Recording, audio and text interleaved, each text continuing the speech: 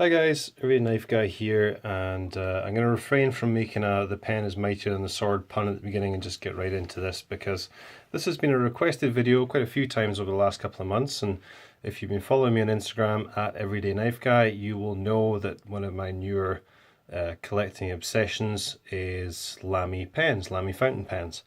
Very much in the same way that it's very easy to get the Alox Pox and start picking up cadets and pioneers and classics and all other Victorinox Alox goodies. It's, in my experience, very easy to get hooked on these guys as well. And there's a number of different reasons for that we'll go through, and we'll also have a quick look at my fairly meager collection, but it is growing by the week, so we'll probably do a collection update at some point in the future. First thing I should say is that these pens are all about colour. Their variety of colour, not so much their variety of style, but their variety of colour is one of the main attractions of them, really. So I do apologise for the video on this. I find it quite difficult to accurately represent their colour on screen, but I will do my best and probably have to hold each one up to the camera to try and get it to pick up the colour properly. So yeah, let's get right into it. And as I mentioned, they're quite easy to get addicted to it in a collecting sort of way because there is such a selection.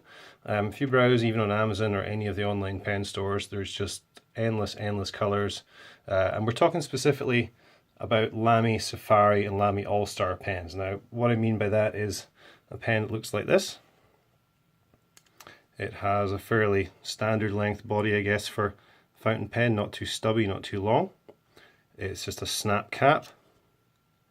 The Safari pens are all this kind of plastic composite material, fairly simple barrel, bit of curve on both sides, flat in the front, flat in the back. Little ink viewing window there, Lamy embossed, I guess embossed really, onto the barrel. Comes apart here, just behind this little O-ring.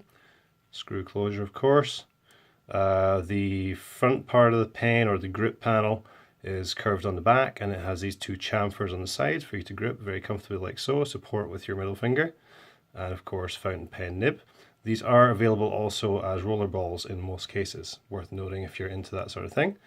Snap-on cap with a simple wire pocket clip, very much in the nature of a Spyderco, and just a simple plastic breathing hole in the end there. They have a proprietary ink cartridge, but you can use a converter and a filler if you wish.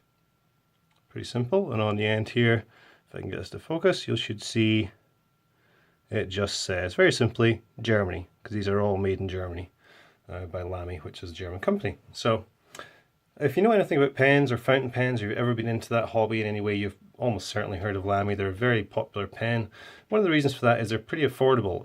All these pens you see on the table were between, I think, $20 and $38 US, which in the fountain pen world is extremely affordable and is also very attractive because these are pretty high quality. And even, I think it's fair to say, even people who are into kind of higher end pens will usually have one or two of these around if they like that style.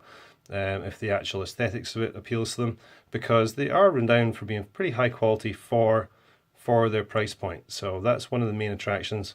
It's easy to build a small collection like this. You know, really not too much value there on the table, but at the same time they're a lot of fun to collect and pick up different colors, and at the same time you get a very functional, pretty nice writing pen. Ink flow is usually good, nibs are pretty consistent, and they're nice, lightweight, packable, good pocket clip, and just a great everyday kind of pen. So that's pretty much the basics of it, really. There's two different models on the table. It may not look like it at first, excuse me, but we have the Safari, which is kind of the classic plastic-bodied pen, such as this one in lime green. This is one of my favorites, actually. I really like the bright colors.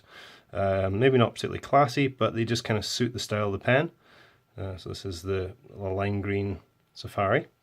And we also have the Safari All-Star, which is the exact same style, but with an aluminum body, as you can see on this charged green model. You can see a bit of a different effect on the logo there. My camera's not focusing very well today, guys, I'm sorry. There it is. But just kind of an outline etch on that, rather than the full embossed logo. But otherwise, pretty much identical pens, plastic end pieces, as with the Safari. And of course, Lamy produces all sorts of different styles of pen, but I think, and pencil for that matter, but I think fair to say the Safari is their most popular by far. And if you look on official Lamy, why will you not sit on there? There we go. Official Lamy Instagram or something like that, or their website, you'll see there's many more styles and many more colors of the Safari than this. So yeah, let's go through what we have here. I'm not going to do this too chronologically, but I should let you know why I originally got into these pens. Many moons ago, I was a struggling architecture student, and it was actually gifted to the class. It was with I think it was with a subscription with an architectural magazine.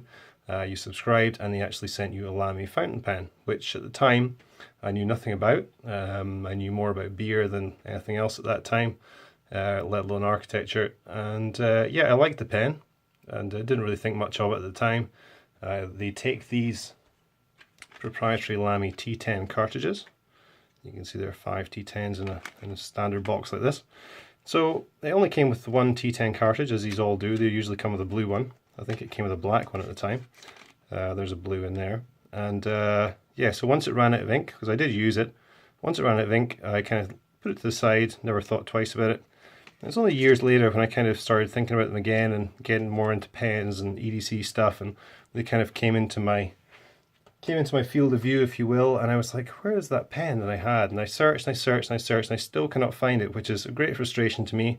It was an all-star model, so it was an aluminum bodied. It was kind of just a brushed silver, and I would love to find it more than anything to add it to the collection, and as my kind of original Lamy from, oh, geez, 17, 18 years ago now, I guess. As much as that? Yeah, going on as much as that, that's scary. Yeah, so would be really nice to find that, but I have no idea where it is. It's probably long lost, so that's not what I'm going to be adding. But once they came back into my field of view, as I said, I had to go and pick one up, and I think this was the first one I got.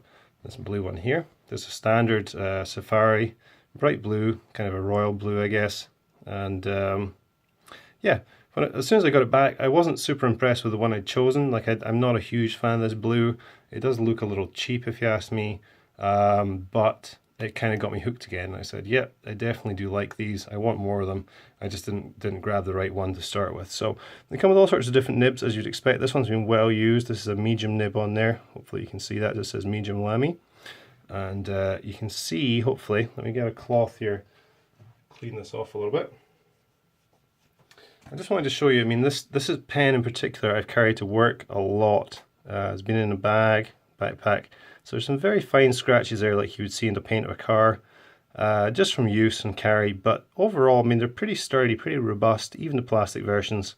And yeah, not too susceptible to damage. So that's quite good, even at this price point. You don't want to, if you're something like this, I mean, I try and keep them in a case such as this, or the single pen carrier or something like that. Because, I mean, I know they're not expensive, but it is a collection. I like them to look good, so I don't want them to get scratched up. So the blue, here's a standard kind of red model, fire engine red, I guess. Looks a little pink on the camera here from where I'm looking. And you'll notice subtle differences in them as well. I mean, this one, for example,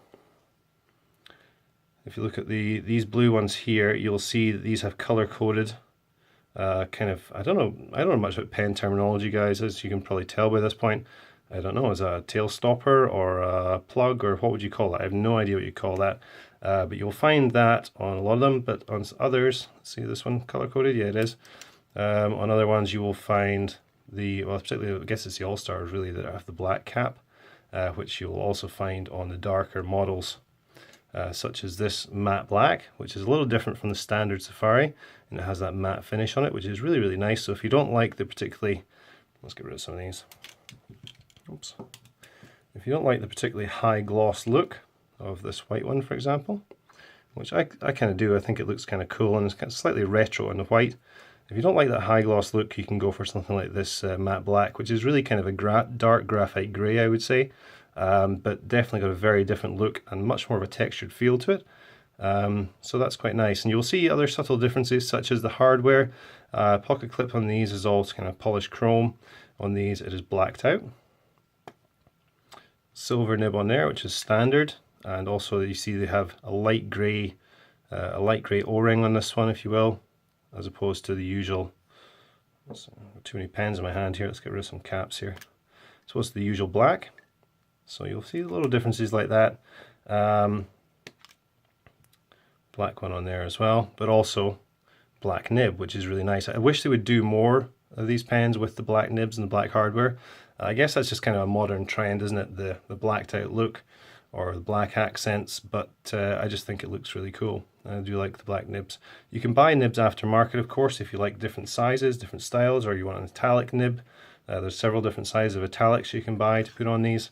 And they're usually not too expensive, but in relation to the price of a pen, you know, I've seen them on Amazon. You're usually looking around $10 to $13 for a single nib and 20 to 30 for a whole pen. So I don't know if that's value for money proportionally, but it's not a huge investment if you want a particular size or you want to go with a black nib or whatever. So have a look at some of these other ones. One of the other factors that makes them nice and collectible is the fact that they do special edition colors. Similar kind of idea to Victorinox doing the limited editions each year. 2015 was that dark steel blue. 2016 is the fuchsia or dark fuchsia kind of pink, pinky purple. And Lamy kind of gone the same look. This is this year's special edition, I think, fair to say, which is called Dark Lilac. And it looks very, very dark purple on camera. And it actually is pretty dark purple. It was a lot darker than I was expecting. I was slightly disappointed with this one when I received it, but it has really, really grown on me. I'm not a big purple fan to start with, but it has really grown on me. I do like it now. And it has that same matte finish as the black one. So you can see, which I'm coming to like more and more, just a little bit more understated. So it gets the focus, and you can see they're nicely textured, and it does definitely make for a nicer feel, I think, when you're writing, because you have that very slight texturing. This one has a medium black nib, black hardware on the pocket clip, black ends, and I think that suits the dark purple color really, really nicely.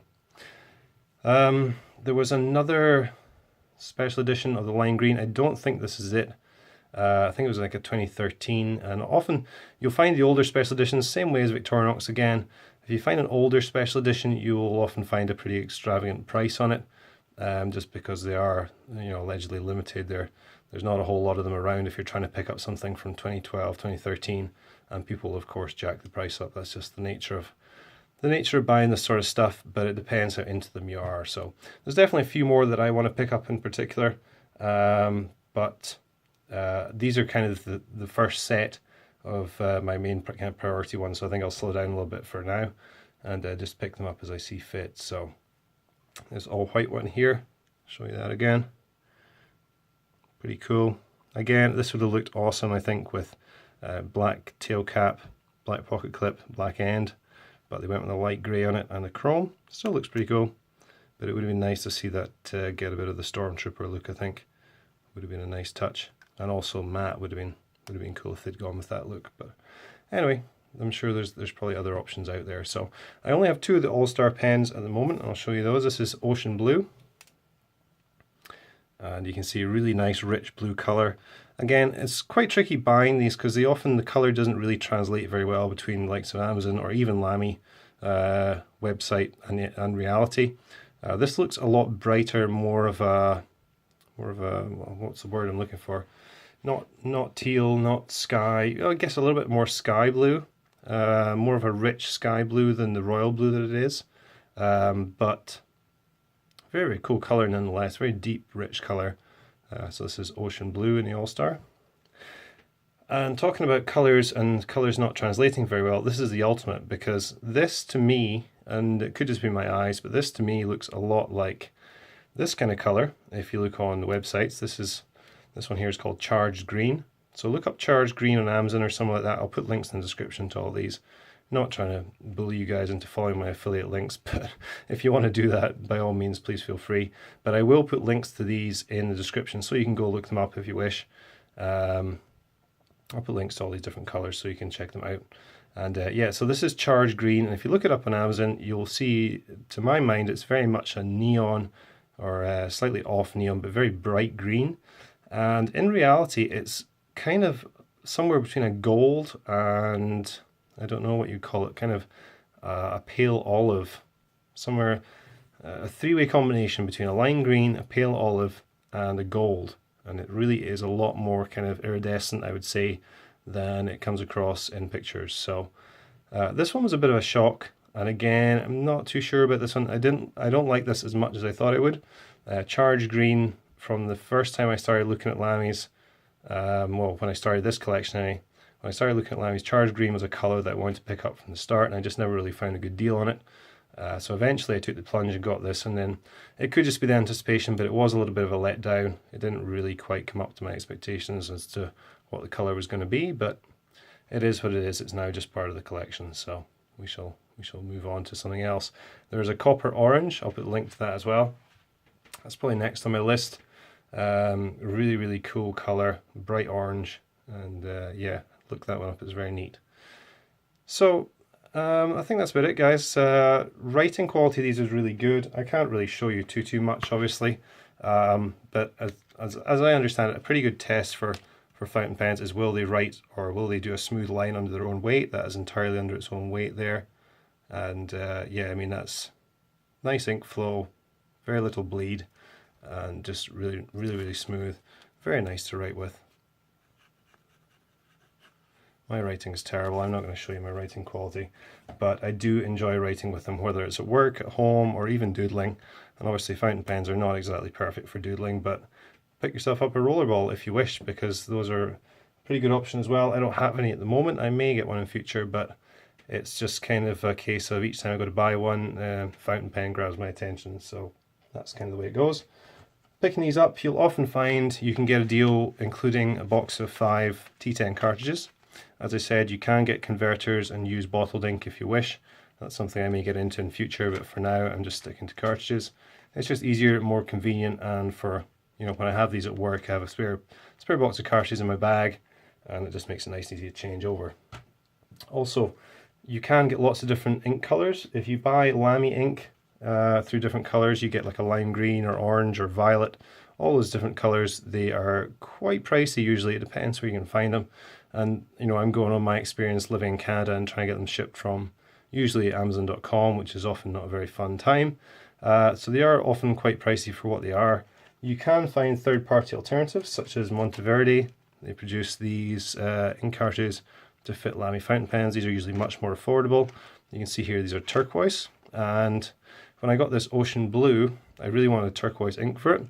So I switched out one turquoise with this blue one you can see here, which came as standard in here. When you get these pens, they just come like this. Oh, I should show you inside this one because it has a rather nice clear barrel to it. You can see up front there. You can see the end of the Monteverde cartridge in it. Yeah, so on ink window is something I've not really touched on, but that's a nice feature as well. I can't really show you with the lights I have here, but it is a pretty good indicator, obviously, when you're going to have to change cartridges. Yeah, so I really wanted turquoise ink for this. I couldn't find a Lamy one that was very reasonably priced, so I picked these up as well on Amazon, see what they were like. They had pretty mixed reviews. I found that they were absolutely fine, installed perfectly. You can see there's a bunch of different colours available. It keeps saying all over it, Monteverde ink cartridge to fit Lamy fountain pens. So this is a T10 style cartridge. And yeah, it works very well. I'll show you the colour of this just while we're at it. Do a little bit of shading here. And there's a very nice variation in colour in here. I'll show you that, and I have a blue one in this white here. So I'll show you, this is standard Lamy blue.